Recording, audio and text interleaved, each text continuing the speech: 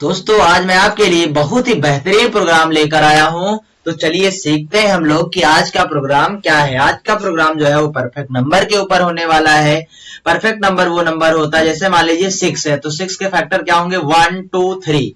ठीक है, तो अब जो इनके फैक्टर आते हैं अगर मैं इनका सम करूं तो अगर ये 6 आ गया तो पक्का है कि वो नंबर परफेक्ट। जैसे 1 में 2 ऐड करेंगे 3 आ जाएगा, फिर 3 में 3 ऐड करेंगे 6 हो जाएगा। तो यानी कि किसी नंबर के जो उनके फैक्टर होंगे, उनके जो फैक्टर्स होंगे अगर उनका सम किया जाए तो उसी नंबर के बराबर आ जाता है, तो वो नंबर परफेक्ट नंबर कहलाता है। तो चलिए इसके लिए हमें प्रोग्राम बनाना है, तो हम यहाँ पर लिखते हैं #include इंक्लूड। वही पहली दो लाइन हमें तो सेम टू सेम लिखनी है। क्या लिखना है? इंक्लूड, आगे studio.h, फिर लिखना है #include conio.h, तो यहाँ लिख देते हैं conio.h, conio.h, फिर लिखते हैं void main, फिर यहाँ पर कर्ली ब्रेसेस ओपन करते हैं और यहाँ पर हमारा डाटा जो इंटीजर टाइप का है तो इंटीजर ले लिए, फिर n लिया, फिर कॉमा i दूसरा वेरिएबल और i में 1 हम स्टोर करा देते हैं। फिर हमें यहाँ पर लिखना है सम के लिए, सम बराबर सम में 0 हम स्टोर इसलिए करा दे रहे हैं ताकि इसमें कोई वल्गर वैल्यू ना आके स्टोर हो जाए। फिर अब हम यहाँ पे लिखते हैं CLR ताकि हमारी स्क्रीन हमेशा क्लियर रहे। अब हम प्रिंटफ फंक्शन का इस्तेमाल करते हैं, प्रिंटफ लिखते हैं और प्रिंटफ के अंदर हम लिख देते हैं inter a number, inter a number. तो इंटर अ नंबर मैंने लिख दिया है यहाँ पर। फिर हम सेमीकोलन क्लोज करते हैं। अब हम स्कैनफ कराते हैं SCANF, स्कैनफ में हमारे वैल्यू इंटीजर टाइप की है तो %d लगा देते हैं और उसके बाद से हम यहाँ लिखते हैं एड्रेस ऑफ n। ठीक, क्योंकि हमारे जो वेरिएबल की वैल्यू है वो n में आके स्टोर हो जाएगी। अब हम लगाते हैं यहाँ पर एक लूप जिसका नाम है while, WHILE, while। अब यहाँ पर कंडीशन लगा देते हैं, while के अंदर हम लिखते हैं i, अगर i मेरा स्मॉलर देन हुआ n से, मतलब n की वैल्यू मैंने 5 दिया मान लीजिए, और 5 अगर i की वैल्यू 1 है मान लीजिए, पहली बार में आपको स्क्रीन पे दिख रहा होगा कि i की वैल्यू 1 है और मैंने n की वैल्यू 5 दिया है, तो जाहिर सी बात है i से n की वैल्यू बड़ी हो गई है। तो अगर ये बड़ी है तो आ जाए इस कर्ली ब्रेसेस के अंदर जो भी लाइन है इसको वो क्या करे, एग्जीक्यूट करे। तो इसमें कंडीशनल ऑपरेटर लगा हुआ है इफ। तो इफ में क्या कराना चाहते हैं कि n mod ऑफ i, मतलब इससे क्या होगा कि n का जो भी मान होगा वो i से डिवाइड होने पर अगर ये रिमाइंडर कितने के बराबर दे दे, 0 के बराबर दे दे, तब हम इसके आगे एग्जीक्यूट करेंगे लाइन। तो आगे इफ के अंदर वाली बात अगर ट्रू होती है तो ये सम में क्या ऐड कर दे, सम में क्या ऐड कर दे, सम प्लस जो भी i की वैल्यू हो। ठीक है, i की वैल्यू हो तो सम में पहले तो 0 होगा, फिर i की वैल्यू मान लीजिए 1 है तो 1, यानी 0 + 1 बराबर कितना आ जाएगा, 1 आ जाएगा। फिर अगर ऐसा होता है तो i की वैल्यू फिर आप क्या करेंगे, इंक्रीमेंट ऑपरेटर से i की वैल्यू को इंक्रीमेंट कर देंगे, मतलब बढ़ा देंगे। पहले 1 था, अब i की वैल्यू 2 हो जाएगी।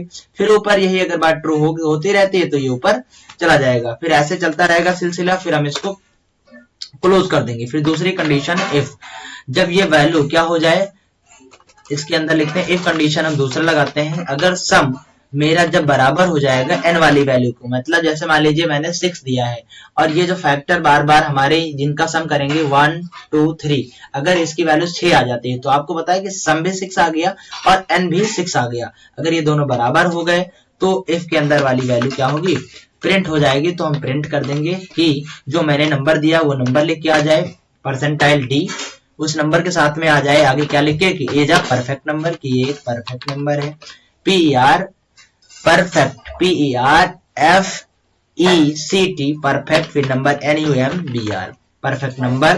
फिर यहाँ लगाएंगे इन्वर्टेड कॉमा क्लोज कर देंगे, फिर लगाएंगे कॉमा, फिर यहाँ पर i वाली वैल्यू जो कि हमने आगे %d लगाया है। फिर हम आगे सेमीकोलन क्लोज करते हैं और यहाँ पे लिखते हैं अगर ऐसा नहीं होता है तो ELSE, मतलब अगर n की वैल्यू सम के बराबर नहीं आती है, मतलब सम की वैल्यू अगर n के बराबर नहीं आती है तो एल्स हम क्या प्रिंट करा दें, PRINTF, प्रिंटफ करा दें %d, he is not a perfect number, NUMBR, मतलब कि वो नंबर परफेक्ट नंबर ना हो। यहाँ पे मैंने क्या लिख दिया, i लिख दिया, सेमीकोलन क्लोज कर दिए। फिर हमें यहाँ लिखना है गेट सी एच इसलिए लगाते हैं ताकि कंसोल स्क्रीन पे हमारा प्रोग्राम रुक सके। फिर मैंने वो क्या है सेमीकोलन जो है, सेमीकोलन नहीं कर्ली ब्रेसेस क्लोज कर दिया। हमारा प्रोग्राम जो है पूरी तरीके से रेडी है, बनकर तैयार है। अब हम इसको रन कराते हैं और चेक कराते हैं कि जो हम नंबर इनपुट करते हैं वो एक परफेक्ट नंबर है या नहीं है। तो चलिए हम जो है कंट्रोल F9 से प्रोग्राम को रन कराएं और हमको जैसा कि पता है कि 6 एक परफेक्ट नंबर होता है, तो हम यहाँ पर 6 इनपुट करते हैं और यहाँ पर देखिए क्या आना चाहिए, देखिए आंसर आ गया 6 इज अ परफेक्ट नंबर। तो हमारा प्रोग्राम यानी कि एकदम सही है। फिर एंटर करते हैं और हमको पता है कि 8 एक परफेक्ट नंबर नहीं होता है, तो हम 8 इनपुट करते हैं और क्या आ जाना चाहिए कि 8 is a not a perfect number नहीं है। फिर हम जैसा कि जानते हैं कि 28 एक परफेक्ट नंबर होता है क्योंकि इसके फैक्टर का जो सम होता है वो 28 के बराबर आता है। तो यहाँ पर 28 इनपुट करते हैं और इंटर करते हैं, तो देखिए क्या आ गया 28 इज अ परफेक्ट नंबर।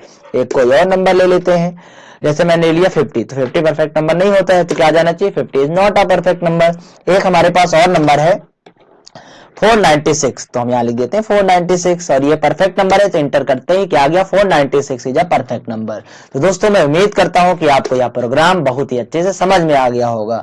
अगर यह प्रोग्राम आपको समझ में आ गया है तो आप चैनल को सब्सक्राइब कर लीजिए, वीडियो को लाइक करिए, ज्यादा से ज्यादा लोगों तक हमारे वीडियो पहुंचाइए ताकि हम मोटिवेट होकर आप लोगों को और अच्छे सी प्रोग्रामिंग की कोडिंग लेकर आए और कोशिश करेंगे कंप्यूटर के हर एक प्रकार का नॉलेज आपको देते रहें विद प्रैक्टिकल। तो दोस्तों मिलते हैं नेक्स्ट वीडियो में, आप इसी तरीके से हमारे चैनल पर बने रहिए।